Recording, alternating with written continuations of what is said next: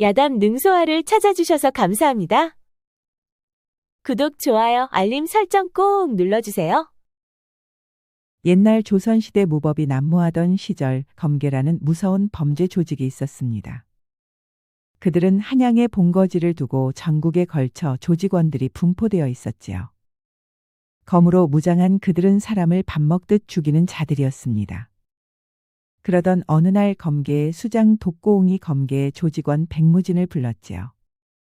오늘 밤에 최판서를 제거하라. 알겠소, 대장. 검계 조직원들 중 최고의 실력을 갖춘 무사 백무진은 수장의 지시를 받고 자정이 넘어 최판서 댁으로 향했습니다. 그는 최판서 집이 내려다 보이는 언덕에 올라 집안을 찬찬히 살펴보았지요. 그는 지금껏 단 한 번도 실패한 적 없는 살수 중의 살수였습니다. 그런데 오늘 밤 그에게 표적이 된 사람은 바로 최판서였지요. 최판서의 저택에는 30명 가까운 병사들이 배치되어 있었습니다. 근래 들어 조정의 대신들이 계속 죽어나가자 임금은 충신들을 지키기 위해 많은 병력을 투입해 그들을 지키고 있었습니다. 허나 검계의 최고무사 백무진은 그런 병력에도 눈 하나 깜박하지 않았지요. 그는 천천히 숨을 들이마시고 다리 구름 뒤로 숨어드는 순간 어둠 속으로 빠르게 사라졌습니다.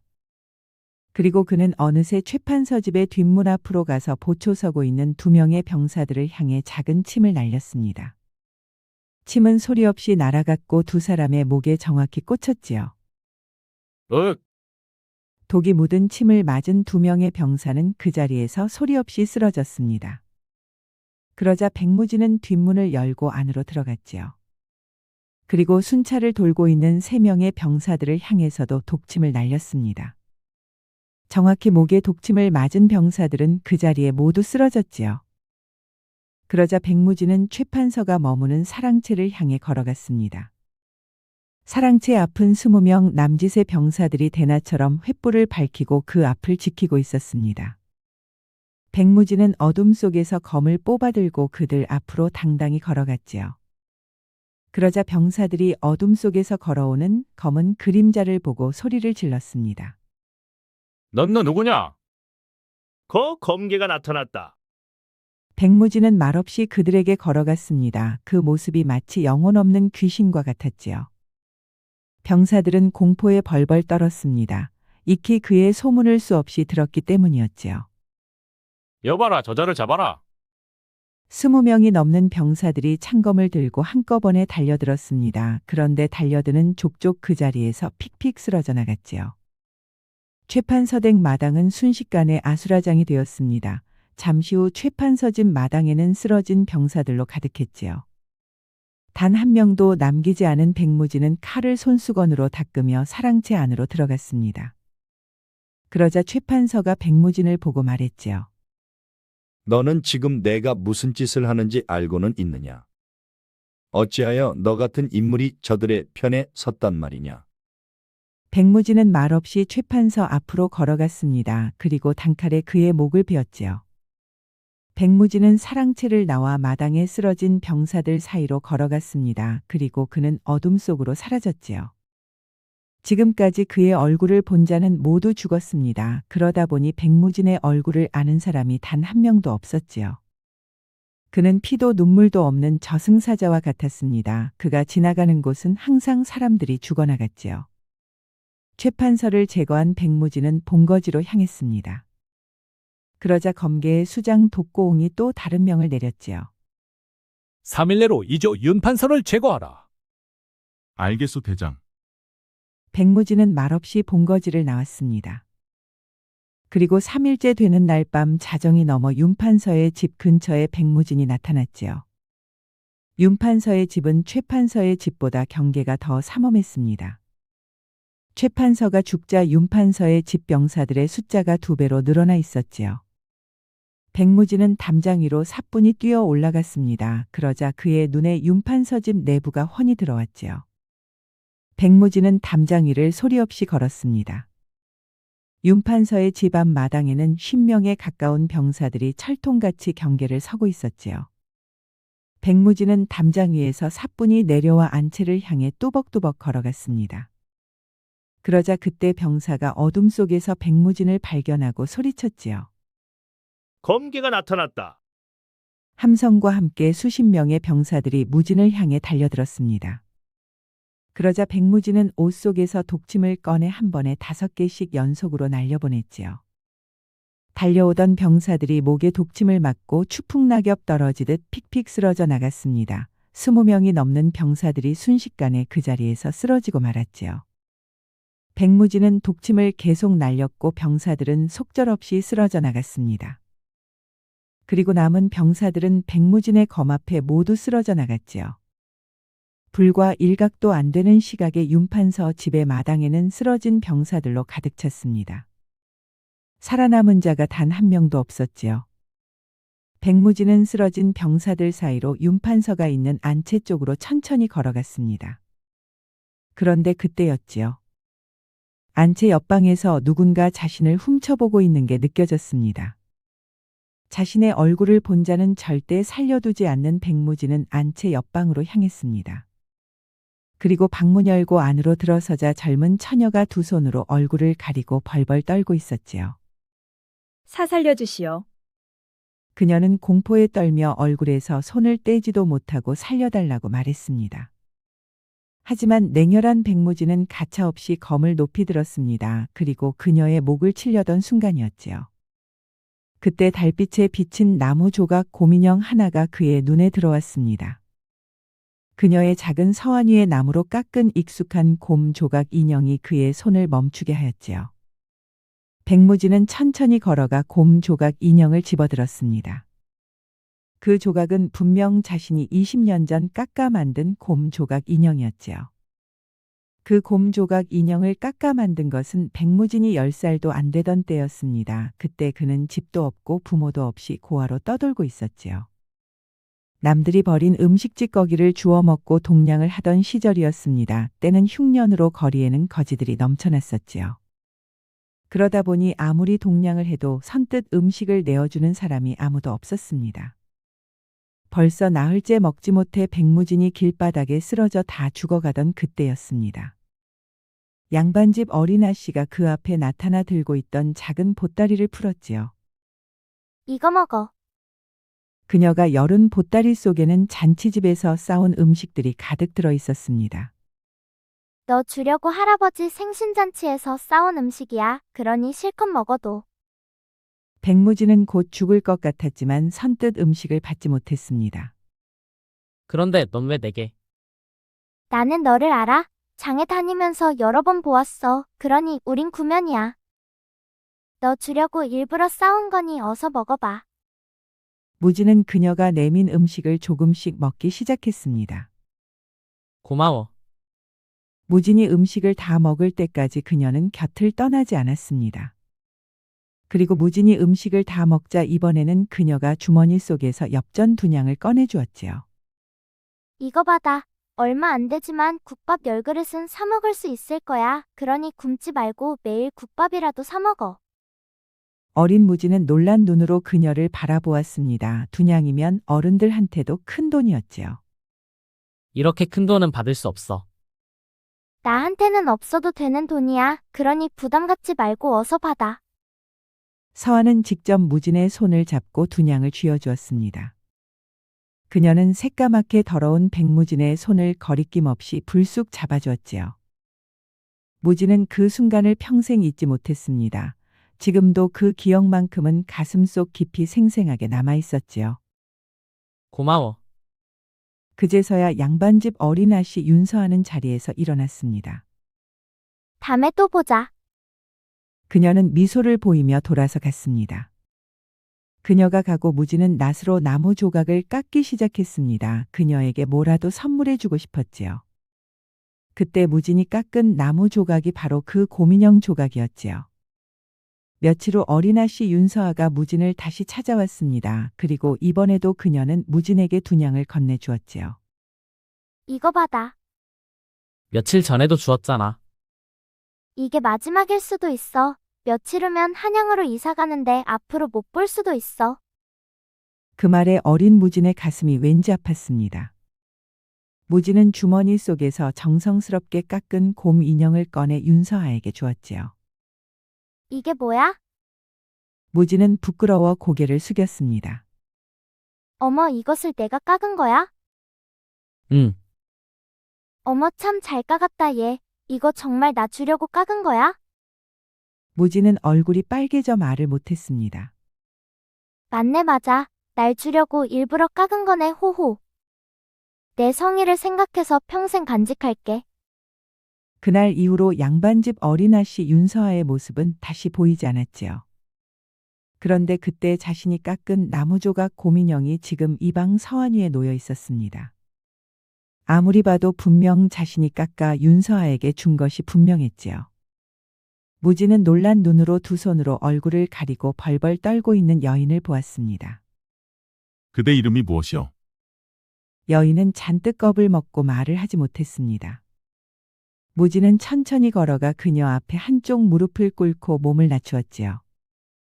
그리고 두 손으로 얼굴을 감싸고 울고 있는 그녀의 모습을 유심히 살펴보았습니다. 그 순간 무진의 가슴이 뛰고 있었지요. 냉혈한 살수의 모습은 온데간데 없고 한 사람의 인간이 되어 그의 가슴이 쿵쿵 뛰고 있었습니다. 한참 만에야 무진은 검을 집어넣고 소리 없이 방을 나왔습니다. 살아있었구나 윤서아. 그리고 그는 어둠 속으로 조용히 사라졌지요. 그리고 이튿날 아침 검계수장 독고옹이 백무진에게 말했습니다. 무슨 일이냐? 내가 한 번에 처리하지 못하고. 운이 없었소. 독고옹이 눈을 가늘게 뜨고 무진을 보았습니다. 자네에게서 변명은 처음 듣는군. 시간이 없으니 이틀 안으로 꼭 처리하게. 알겠소. 무진은 검계의 본거지를 나와 윤판서의 집이 잘 보이는 곳에 자리를 잡았습니다. 그리고 열흘이 흘러갔지요. 그때 조정 권력의 정점에 있던 영흥대군이 신복을 통해 보고를 받고 있었습니다. 대군마마, 검계 자객이 사흘 연속 윤판서 저택에 접근했다가 실패했습니다. 누군가 검계의 자객을 맡고 있는 것 같습니다. 그 말에 영흥대군은 술잔을 천천히 내려놓았습니다. 누가 맡고 있다는 말이냐? 며칠 사이 검계 자객 7이 모두 죽었습니다. 그 말에 영흥대군의 눈빛이 날카롭게 변했습니다. 검계 자객 7을 처리할 수 있는 자가 조선에 과연 누구란 말이냐? 신복은 곧바로 대답을 하지 못했습니다. 그러자 잠시 후 영흥대군이 말했지요. 그 자는 백무진이다. 영흥대군이 천천히 일어나 창가로 걸어갔습니다. 그럼 어찌 처리할까요? 오늘은 이만 물러가라. 신복은 머리를 조아리고 물러갔습니다. 영흥대군은 일어나 창밖 둥근 달을 바라보았습니다. 그리고 그 아래로 궁궐의 지붕이 저 멀리 어둠 속에서 보였지요. 영흥대군은 오랫동안 서서 그것을 바라보았습니다. 저 자리는 원래 내 것이어야 했다. 영흥대군은 혼잣말로 중얼거렸습니다. 아버지 선왕은 영흥대군을 탐탁지 않게 생각했습니다. 선왕은 임금이 된 후 단 한 번도 영흥대군을 불러주지도 않았지요. 그리고 선왕은 영흥대군의 동생을 세자의 자리에 앉혔습니다. 그리고 그 세자가 지금 임금의 자리에 올랐지요.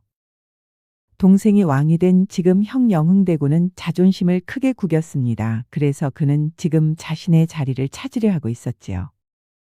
영흥대군은 다시 술잔을 들었습니다. 아버지는 나를 버렸지만 내 자리는 나를 버릴 수는 없음이야. 그는 생각을 멈추고 백무진의 변심을 생각했습니다. 그런데 내가 만든 칼이 나를 막아서다니 이건 또 무슨 경우란 말이냐? 영흥대군의 목소리에는 분노 대신 냉담함이 담겨 있었습니다. 그는 백무진이 변심한 이유가 뭔지 무척 궁금했지요. 잠시 후 검계수장 독고옹이 영흥대군을 찾아왔습니다. 부르셨습니까? 전국의 검계를 모두 불러 모아라. 무진과 윤판서를 한꺼번에 쳐야겠다. 알겠습니다, 대군. 그런데 백무진은 어찌할까요? 살려서 데려와라. 그는 내 손으로 끝내고 싶다. 헌데 아직도 그가 변심한 이유를 모르느냐? 그렇습니다, 대군. 윤판서 집으로 보낸 검계 소속의 자객을 백무진이 모두 죽이고 있습니다. 거참 알다가도 모를 일이군. 가장 믿었던 수하가 변심한 이유를 알 수가 없다니. 독고웅이 나가자 영흥대군은 다시 창밖의 궁궐 지붕을 바라보았습니다. 그리고 그는 궁으로 들어갈 날을 손꼽아 기다렸지요. 독고웅이 대군의 사절을 나오자 칠성이 그를 기다리고 있었습니다. 칠성은 검계 2인자였지요. 어찌 됐소? 전국 조직원을 모두 불러 올리라는 명이시다. 그럼 무지는 어찌 되는 거요? 영흥대군이 직접 처리하겠다고 했다. 그러니 그자는 살려서 데려간다. 그 말에 칠성의 표정이 굳었습니다. 그럼 무진도 이제 끝이요. 독고웅은 침묵했습니다. 그리고 한참이 지나서야 입을 뗐지요. 어쩔 수 없다. 정말 그게 맞다고 생각하시오? 독고웅이 칠성을 날카롭게 노려보았습니다. 명을 따르는 것이 검계의 규율이다. 칠성은 더 이상 말하지 않았습니다. 검계는 명령에 죽고 명령에 사는 조직이었지요. 한편 검계의 속성을 잘 아는 무지는 깊은 밤 윤판서가 머무는 안채로 들어갔습니다. 독고웅이 전국 검계의 조직원을 불러 모을 것은 불을 보듯 뻔한 일이었지요. 그렇게 되면 이 저택으로 쏟아져 들어오는 수많은 검계를 백무진 혼자 막을 수는 없었습니다. 그리하여 무지는 윤판서와 가족을 안전한 곳으로 피신시키기로 하였지요. 백무진은 소리 없이 안채 방문을 열고 들어갔습니다. 그러자 윤판서가 놀란 눈으로 무진을 바라보았지요. 다 당신은 누구요? 조용히 하시오. 나는 당신을 죽이러 온 사람이 아니오. 무진은 차분한 목소리로 말했습니다. 윤판서는 무진이 범상치 않다는 것을 한눈에 알아보았지요. 지금 이 집은 너무 위험하오. 그러니 대감의 가족을 피신시켜드리겠소. 그대가 누구인 줄 알고 어떻게 믿고 내가 따라 나선단 말이요. 내가 누구인가가 중요하지 않소. 지금 전국 검계 조직원들이 한양으로 집결하고 있어. 수일 내로 그들이 이 저택을 덮칠 것이오. 그것을 당신이 어찌 아시오? 그 말에 무진은 대답하지 않았습니다. 윤판서는 무진의 눈을 바라보았습니다. 그의 눈은 거짓을 말하는 것 같지는 않았지요. 당신은 혹시 검계 사람이요? 무진은 대답이 없었습니다. 그렇구려. 당신도 그쪽 사람이구려. 헌데 왜 나를 죽이지 않는 것이오? 백무진은 그 말에도 대답하지 않았습니다. 그런데 그때 방문이 열리고 윤서아가 들어왔지요. 윤서아는 백무진을 보고 깜짝 놀랐습니다. 그러자 윤판서가 말했지요. 서하야, 이 사람은 우리를 해치러 온 사람이 아니다. 그러니 너무 걱정 말거라. 하지만 이분은 서아는 문틈 사이로 백무진이 마당에서 병사들을 죽이는 것을 두 눈으로 똑똑히 보았었습니다. 헌데 그가 지금 아버지 윤판서의 방에 들어와 있었지요. 서아는 놀란 눈으로 천천히 백무진을 바라보았습니다. 그런데 그때 서아의 손에 나무로 깎은 조각 곰 인형이 들려 있었지요. 무진은 그 모습을 보고 심장이 뛰었습니다. 그녀는 여전히 조각 인형을 품에 안고 다녔지요. 무진의 눈이 그 인형에서 떨어지지 않았습니다. 무진은 얼어버린 사람 같았지요. 왜 그러시오? 무진은 대답하지 못했습니다. 그저 인형만 바라보았지요. 혹 이것을 아시오? 무진은 가슴이 뛰었습니다. 그리고 차갑고 냉혹한 사내의 손이 미세하게 떨리고 있었지요. 아니요, 모르는 것이오. 윤서아는 고개를 갸웃하며 인형을 다시 소매 안에 넣었습니다. 무진은 시선을 거두고 윤판서를 바라보며 말했지요. 대감, 지금 당장 이 집을 나가야 하오. 그래 어디로 가야 그들을 피할 수 있단 말이요? 아무도 모르는 깊은 산속에 암자가 하나 있어. 당분간 그곳에 숨어 계시면 내가 이 일을 마무리하겠소. 서아가 무진을 바라보았습니다. 혼자 그들을 상대한단 말이오? 그렇소. 그런데 왜지요? 그럴 만한 이유가 생겼소. 서아는 더 이상 묻지 않았습니다. 아버지, 이분을 한번 믿어봐요. 그 말에 윤판서가 서아를 보았습니다. 살아계셔야 훗날 아버지께서 임금을 도울 수 있어요. 지금은 임금도 위태로우니 누구도 우릴 도와줄 사람이 없어요. 윤판서는 한참을 생각하다가 천천히 고개를 끄덕였습니다. 그래 알겠다. 내 말이 맞다. 그날 밤 서아는 몸종 막내를 깨웠습니다. 아씨, 이 밤에 무슨 일이에요? 조용히 짐 챙겨 오늘 밤 당장 떠나야 해. 네, 알겠어요, 아씨. 막내는 부지런히 움직여 짐을 챙겼습니다. 윤판서와 서화의 옷가지들을 간단히 챙겼지요. 그날 밤 네 사람은 자정 넘어 대문을 나섰습니다. 그리고 산속길로 들어갔지요. 그런데 얼마 지나지 않아 무진이 손을 들어 일행을 멈추었습니다. 어둠 속에서 검계의 추적자 둘이 따라오고 있었기 때문이었지요. 우선 저 바위 뒤에 숨어 있으시오. 그 말에 세 사람은 바위 뒤로 몸을 피했습니다. 무진은 소리 없이 추적자들 뒤쪽으로 돌아갔습니다. 그리고 잠시 후 두 명의 굵고 짧은 비명 소리가 들렸지요. 잠시 후 무진은 어둠 속에서 천천히 걸어 나왔습니다. 해결되었소. 네 사람은 다시 깊은 산 속으로 들어갔습니다. 그리고 날이 밝아올 무렵 일행은 깊은 산속 오래된 암자에 도착했습니다. 그곳은 사람들의 발길이 닿지 않는 곳이었지요. 암자 문이 열리고 늙은 스님이 나왔습니다. 스님은 무진을 보더니 고개를 끄덕였지요. 어서들 오시오. 먼 길 오시느라 수고들 많았소. 그런데 스님은 뒤에 서 있는 윤판서를 보고 놀라는 표정이었습니다. 윤 대감께서 오셨군요. 그 말에 윤판서가 놀랐습니다. 스님은 나를 어찌아시오? 스님은 말없이 일행을 법당 안으로 안내해 주었습니다. 그리고 잠시 후 스님이 무진을 가리키며 윤판서에게 물었지요. 대감께서는 이 아이를 알아보시겠소. 윤판서는 무진을 찬찬히 바라보았습니다. 모르겠소. 난 처음 보는 얼굴이요. 스님은 고개를 끄덕이더니 천천히 입을 열었습니다. 그럴 것이오. 대감께서는 이 아이를 본 적이 없으니까요. 허나 이 아이의 아버지는 아실 것이오. 그 말에 윤판서는 스님을 똑바로 보았습니다. 무진도 스님의 눈을 보았지요. 20년 전 한 사내가 피투성이가 되어 이 암자로 찾아왔었소. 그는 영흥대군의 호위무사였소. 스님이 말을 계속 이어갔습니다. 그 사내는 영흥대군으로부터 윤대감을 암살하라는 명을 받았다고 했소. 허나 그는 그 명을 거부하고 도망자 신세가 되어 이 암자까지 흘러들어온 것이오. 그런데 결국 며칠 만에 추격자들에게 발각되어 검계 수장의 손에 죽었소.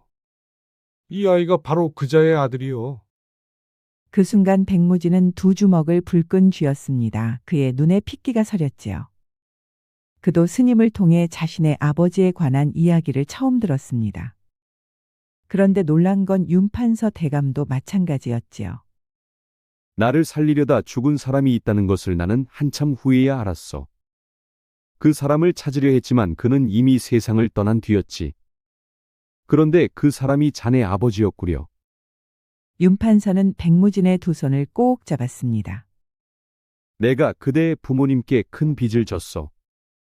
무진은 오랫동안 아무 말도 하지 않았습니다. 그 냉혹한 사내의 눈이 처음으로 붉어지고 있었지요. 자신이 죽이러 갔던 사람이 아버지가 목숨을 바쳐 지키려 한 사람이었다는 것. 그리고 자신이 생명의 은인처럼 여기던 윤서아가 그의 딸이었다는 것.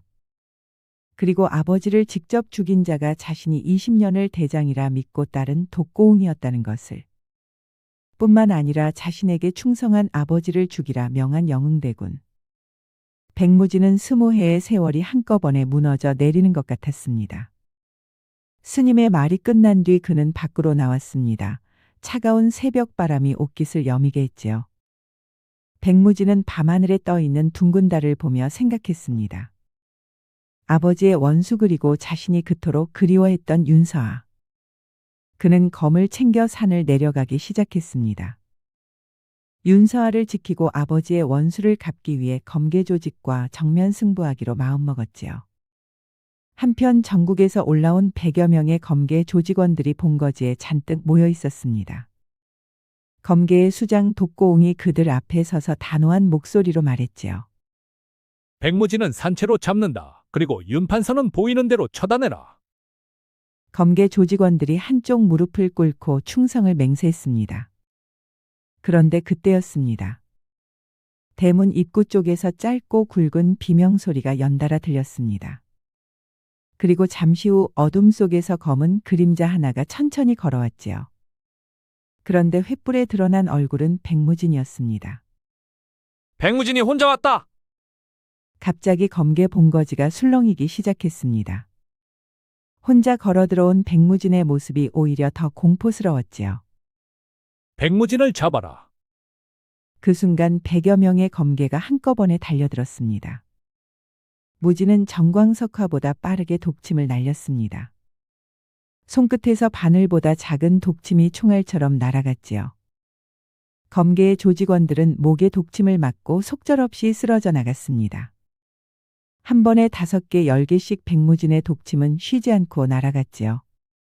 검개의 조직원들이 백무진에게 닿기 도전에 그의 앞에서 픽픽 쓰러졌습니다. 그리고 독침을 다 날린 백무진은 검을 빼어들고 검개의 조직원들 사이로 뛰어들었지요. 그리고 그의 신명나는 칼춤이 시작되었습니다. 그의 검은 보이지도 않았고 그의 검이 스쳐간 곳은 검개 조직원들이 나뒹굴기 시작했지요. 불과 일각도 되지 않아 마당에는 쓰러진 자들로 가득 찼습니다. 그런데 그때 갑자기 뒤쪽에서 검개와 싸우는 사람이 한 명 있었습니다. 그는 바로 검개 2인자 칠성이었지요. 갑작스런 칠성의 배신에 검개의 조직원들도 깜짝 놀랐습니다. 아니, 내 놈은 왜 또 변심을 한 것이냐? 나는 내 놈들을 일망타진하기 위해 10년 전부터 잠입한 포도청 종사관이다. 그 말에 모두가 깜짝 놀랐습니다. 그는 검개의 부두목이었기 때문이었지요. 남아있는 검개의 조직원들은 공포에 떨기 시작했습니다. 조선 제1검 백무진 하나만 상대하는 것도 벅찬데 검개 2인자까지 상대해야 했지요. 두 사람은 검개 조직원들 양옆에서 싸우기 시작했습니다. 그리고 잠시 후 몇 명의 조직원들과 두목 독고웅만 남았지요. 어느새 100여 명에 가까운 조직원들이 땅바닥에 나뒹굴고 있었습니다. 그러자 독고웅이 직접 검을 빼어들고 백무진의 앞을 가로막았지요. 그런데 백무진 변심한 이유가 무엇이냐? 그것은 사랑과 복수요. 도대체 무슨 말을 하는지 모르겠다. 허나 내가 변심한 것을 두고 대군께서 무척 안타까워하신다. 나는 당신과 대군께서 죽인 백무겸의 아들이요. 그 말에 독고웅의 두 눈이 커졌습니다. 아니, 내가 그것을 어떻게 알았느냐? 내가 어떻게 알았는지가 중요한 게 아니라 오늘 밤 당신과 대군은 목이 떨어질 것이요. 독고웅은 이제 이 싸움은 피할 수 없다고 생각했습니다. 그는 검집에서 검을 빼들었지요. 그리고 두 사람의 검이 부딪히기 시작했습니다. 어둠 속에서 불꽃이 크게 일었지요. 그리고 잠시 후 독고웅이 백무진 앞에 무릎을 꿇었습니다. 백무진의 귀신 같은 검수를 당해낼 수가 없었지요. 순간 섬광이 번쩍였고 독고웅의 목이 떨어졌습니다. 그 사이 칠성도 남아있는 검개 조직원들을 모두 쓰러뜨리고 백무진에게 다가왔지요. 그러자 백무진이 칠성을 노려보았습니다. 놀라지 말게. 나는 10년 전에 조직에 침투한 포도청 종사관이네. 백무진은 칠성을 잠시 바라보았습니다. 의외여 당신이 포도청 종사관이라니. 나는 처음부터 검개 조직을 소탕하기 위해 뿌리까지 알아야 했네. 그래서 10년이라는 시간 동안 공을 들였네. 헌데 갑자기 자네가 변심할 줄 내 어찌 알았겠나. 칠성은 품속에서 포도청 종사관의 패를 꺼내 백무진에게 보여주었습니다. 무진은 그것을 바라보다가 고개를 끄덕였지요. 이제 어찌할 것이요? 이제 영흥대군만 남았네. 그자를 잡아야 이 일이 끝날 것이네. 그쪽은 내일이요. 아니, 혼자 그와 맞서겠다는 말인가? 무진은 대답 대신 몸을 돌렸습니다. 그리고 어둠 속으로 걸어갔지요. 칠성은 그 뒷모습을 보며 말했습니다. 조심하게나, 무진. 한편 같은 시각 영흥대군은 혼자 술잔을 기울이고 있었습니다. 요즘 그는 불면증에 시달리고 있었지요. 그런데 그때 신복이 달려와 말했습니다. 대군마마 큰일 났습니다. 검개 조직이 전멸하고 독고웅도 죽었습니다. 그 말에 영흥대군은 술잔을 천천히 내려놓았습니다. 그는 표정 하나 변하지 않았지요. 백무진이 이리로 오고 있습니다. 이제 어찌하오리까?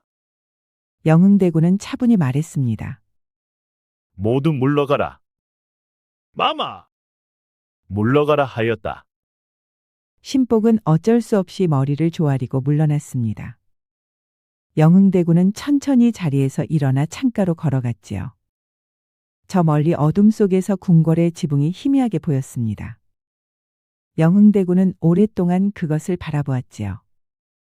결국 여기까지란 말인가? 그는 벽에 걸린 검을 천천히 내려들었습니다. 그리고 검을 뽑아 천으로 검을 닦았지요. 잠시 후 방문이 열리고 백무진이 들어왔습니다. 밖에는 병사들의 시신이 널려 있었지요. 백무진의 몸에서는 피 비린내가 진동했습니다. 영흥대군이 창가에서 천천히 돌아서며 무진을 바라보았습니다. 왔구나, 내 칼이. 당신의 칼은 이미 죽었어. 독고웅도 죽였느냐? 그렇소. 영흥대군은 잠시 눈을 감았다 떴습니다. 그리고 그는 천천히 검을 들었지요. 내가 변심한 이유가 사랑과 복수라 했다지. 알면 되었소. 내 아버지도 훌륭한 무사였다. 그 피를 이어받았으니 내 검이 예사롭지 않은 것은 당연한 일이지. 허나 나는 내게 목숨을 구걸할 수는 없다. 나는 왕족의 자존심이 있으니. 그 자존심 때문에 얼마나 많은 사람이 죽었는지 아시오. 영흥대군의 눈빛이 흔들렸습니다. 왕이 되는 길이란 원래 그런 것이다. 내 아버지는 그 길이 잘못된 길이었기에 목숨을 버렸소. 그것이 당신과 내 아버지의 차이요. 영흥대군은 한숨을 쉬고 검을 고쳐 잡았습니다. 어디 내게 한번 덤벼봐라. 내 실력이 얼마나 늘었는지 보자. 두 사람의 검이 맞부딪혔습니다. 영흥대군은 왕족이었지만 어릴 때부터 검술을 익힌 자였습니다. 그 솜씨가 보통이 아니었지요. 허나 백무진은 조선 제1검의 살수였습니다. 그리고 두 사람의 대결은 짧게 끝났지요. 영흥대군의 검을 빼앗은 백무진은 그를 죽이지 않았습니다. 왜 나를 죽이지 않느냐? 당신을 죽이는 것은 의미가 없소. 대신 저지른 죄를 살아서 고통으로 대신하시오. 내가 말한 사랑과 복수 중에 이것이 복수란 말이냐? 그렇소. 당신께 충성한 내 아버지를 죽게 한 벌이요. 영흥대군은 더 이상 말하지 않았습니다. 그저 차갑게 굳은 얼굴로 바닥을 바라보았지요. 그날 새벽 칠성은 영흥대군을 포박해 포도청으로 데려갔습니다. 그리고 모든 증거와 함께 영흥대군은 의금부로 넘겨졌지요. 아버지의 복수를 마치고 윤서아의 위협을 제거한 백무진은 다시 산으로 향했습니다. 한편 서아는 새벽부터 암자 앞마당에 나와 있었습니다. 그 모습을 보고 막내가 걱정스러운 눈빛으로 그녀를 바라보았지요. 아씨, 안으로 들어가시지요. 새벽 바람이 차갑습니다. 아니야, 조금만 더 있을게. 그 무진 도령님 때문에 그러시죠. 아씨가 항상 몸에 지니고 다니시는 그 조각인형의 주인공, 그분이 바로 그분이시죠. 그 말에 서아의 얼굴이 붉어졌습니다. 아니야. 아니긴 뭐가 아니에요. 꼭 서방을 멀리 떠나보낸 안악처럼 딱 지금이 그 모습이구만요. 서아는 얼굴이 붉어져 더 이상 말대꾸를 하지 못했습니다. 그런데 그때였지요. 산길 저 아래 나무 사이로 검은 그림자 하나가 말 타고 천천히 올라오고 있었습니다. 그 모습을 본 서아가 자리에서 벌떡 일어났지요. 아니라면서 왜 이리 놀라시오, 아씨? 잠시 후 백무진이 말 타고 암자 마당으로 들어섰습니다. 그러자 막내가 얼른 달려가 말했지요. 도령님이 나무 조각으로 곰 인형을 까가 만든 장본인이요. 백무진은 영문을 몰라 눈만 깜박였습니다. 윤서아는 고개 돌려 옆을 보고 있고 백무진의 눈은 윤서아를 향하고 있었습니다. 막내가 백무진 앞에 버티고 서서 두 손을 허리에 얹고 다시 물어보았지요. 아, 왜 말을 못한대요? 까갔소, 안 까갔소? 백무진은 생전 처음 당해보는 상황에 눈만 껌벅였습니다. 그 냉혹한 살수가 몸종 앞에서 꼼짝을 못하는 꼴이었지요. 아이고, 뭔 놈의 사내가 이리도 쑥맥이란 말이요? 곰 인형 까갔소, 안 까갔소? 딱 한마디만 하시면 되잖소. 무진은 입을 열었다가 다시 닫았습니다. 그리고 또 열었다가 다시 닫았지요. 그러자 막내가 눈을 동그랗게 뜨며 말했습니다. 아이고, 뭔 놈의 붕어 새끼 마냥 입만 뻐끔뻐끔한데요. 까갔다 안 까갔다 말도 못하는 사람이 어째 사내란 말이요. 어서 떼다 버리기나 하시오. 윤서아는 고개를 돌린 채 아무 말도 하지 못했습니다. 그녀의 귀가 점점 빨개지고 있었지요. 아이고 매 우리 아씨 귀에 불났구만 불났어. 막내야, 네 아씨. 좀 조용히 해. 아 제가 뭘 잘못했소. 궁금한 걸 물어봤을 뿐인데요. 그때 윤판서가 기침 소리를 내며 마당으로 나왔습니다. 그는 백무진을 보고 서둘러 총총 걸어왔지요. 무진이가 무사히 돌아왔구나. 대감, 이제 모두 끝났습니다. 안심하시고 집으로 돌아가시면 됩니다. 수고했네, 정말 수고했어. 그런데 어디 다친 곳은 없는가? 그때 막내가 무진의 몸을 위아래로 훑어보며 말했습니다. 괜찮기는요. 여기저기 상처가 한두 군데가 아니구만요. 이럴 게 아니라 어서 안으로 들어오시오. 상처부터 치료해야겠소. 그래시기 어서 들어가 치료부터 하시게. 막내가 백무진의 손을 잡아 끌고 암자로 들어갔습니다. 자, 이리 오시오. 제가 상처를 받으리리다. 막내는 백무진의 상처를 깨끗이 닦고 약을 발라주었습니다. 그리고 다시 말문을 열었지요. 근데 도령님 솔직히 말해보시오. 곰 인형 깎은 거 맞소 안 맞소? 무진은 그제서야 힘겹게 입을 뗐습니다. 맞소. 그 말에 막내가 손뼉을 탁 쳤습니다. 아이고 드디어 말씀하셨네. 아씨 들으셨소? 쉿, 제발 막내야, 조용히 좀 해주렴. 네 알겠소 아씨. 근데 말이요 도령님. 아씨가 그 인형을 얼마나 아끼는지 아시오? 무진은 그 말에 귀를 기울였습니다. 몇 년 전에 하마터면 아씨가 그 인형을 잃어버릴 뻔했는데요. 3일 밤낮을 울고 또 울었소. 잠도 안 자고 밥도 안 먹고 그 조그만 인형 하나 때문에요. 그게 뭐라고? 근데 다행히 찾았지요. 그때 아씨 얼굴이 꼭 세상을 다 얻은 사람 같았소. 무진은 아무 말도 하지 않았습니다. 그러나 그의 귀는 점점 빨개지고 있었지요. 어머 도령님 귀가 왜 이리 빨개지셨소? 약 때문에 그렇소. 호호 그러시겠지요. 막내는 능청스럽게 웃으며 약 바르기를 마쳤습니다. 그리고 그녀는 상처를 닦은 천을 들고 밖으로 나갔지요. 그녀는 밖으로 나가며 아씨를 보고 한쪽 눈을 감았습니다. 방에는 둘만 남았고 두 사람은 말이 없었습니다. 막내가 실례가 많았소. 내가 대신 사과하겠소. 아니요, 괜찮소. 저 아이가 원래 입이 좀 가볍소. 정이 참 많은 아이인 것 같소. 서아가 무진을 살짝 바라보았습니다. 너무 변해 못 알아볼 뻔했소. 나도 마찬가지요. 20해 만에 다시 본 그대는 완전 다른 사람 같았소. 나무 조각 곰 인형이 우리를 알아보게 해주었구려. 그렇소. 그 조각 인형이 아니었다면. 무진은 말을 잇지 못하고 멈추었습니다. 그러자 잠시 후 막내가 다시 들어와 말했지요. 내 생각에 두 분은 천생연분이요. 아버님끼리도 인연이 있었고 두 분도 인연이 있었으니 이는 대를 이은 인연이요. 어디 이런 인연이 흔하답니까? 잠시 후 윤판서가 방으로 들어왔습니다. 그러자 막내가 윤판서에게 말했지요. 대감마님, 제게 좋은 생각이 하나 있습니다요. 무슨 생각이냐? 이번에 집으로 돌아가실 때 백도령님도 함께 모시고 가는 것입니다요. 그럼 대감께서도 아씨께서도 안심하고 두 다리 뻗고 주무실 것이구만요.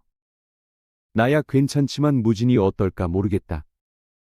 무진 도령께서도 좋으실 것이에요. 내가 밥 해주지 빨래 해주지 손 하나 까딱하지 않으셔도 되니까요. 그래, 자네만 괜찮다면 내 집으로 같이 가세나. 나도 자네를 곁에 두고 은혜를 갚을 수 있으면 좋겠네. 백무진은 어쩔 수 없이 그러겠다고 대답했습니다. 그리하여 네 사람은 산을 내려가 윤판서 집으로 들어갔지요. 그리고 다음에 백무진과 윤서아는 혼례를 올렸습니다. 물론 막내의 역할이 컸지요. 그리고 두 사람은 아들, 딸 낳고 행복하게 잘 살았답니다. 백무진은 역모를 꺾은 공로로 그간의 죄를 모두 사면받고 왕실 내금위장이 되었습니다. 임금이 가장 아끼는 호위무사가 되었지요. 그리고 윤서아는 어려서 베푼 호의 하나가 가족의 목숨을 살렸습니다. 어린 시절 굶주린 아이에게 건넨 음식과 더러운 손을 거리낌 없이 잡아준 따뜻한 그녀의 손길이 한 가족의 목숨을 살렸지요. 선한 마음이 뿌린 씨앗은 반드시 꽃을 피운다고 했습니다. 다만 그 꽃이 언제 어디서 어떻게 피어날지 우리가 알지 못할 뿐이지요. 그러니 선행을 베풀고 남을 돕는 것은 미래의 복을 쌓는 게 아닐까요? 구독과 좋아요, 알림 설정 꼭 부탁드립니다. 우리 이야기가 재미있으셨나요? 다음 이야기도 재미있는 이야기가 많으니 다음 영상도 재미있게 봐주세요. 그럼 여러분 모두 오늘도 행복하고 즐거운 시간 되세요.